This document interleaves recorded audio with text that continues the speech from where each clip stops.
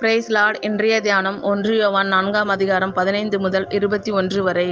இயேசுவானவர் தேவனுடைய குமாரன் என்று அறிக்கை பண்ணுகிறவன் எவனோ அவனில் தேவன் நிலைத்திருக்கிறார், அவனும் தேவனில் நிலைத்திருக்கிறான். தேவன் நம்மேல் வைத்திருக்கிற அன்பை நாம் அறிந்து விசுவாசித்திருக்கிறோம். தேவன் அன்பாகவே இருக்கிறார். அன்பில் நிலைத்திருக்கிறவன் தேவனில் நிலைத்திருக்கிறான், தேவனும் அவனில் நிலைத்திருக்கிறார். நியாய தீர்ப்பு நாளிலே நமக்கு தைரியம் உண்டாயிருக்கத்தக்கதாக அன்பு நம்மிடத்தில் பூரணப்படுகிறது.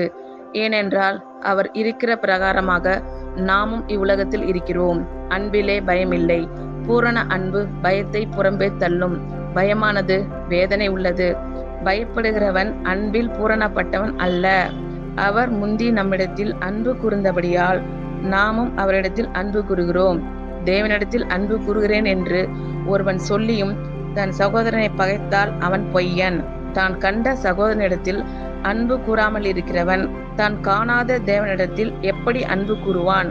தேவனிடத்தில் அன்பு கூறுகிறவன் தன் சகோதரனிடத்திலும் அன்பு கூற வேண்டும் என்கிற இந்த கற்பனையை அவராலே பெற்றிருக்கிறோம். ஆமென். Thank you lord Jesus.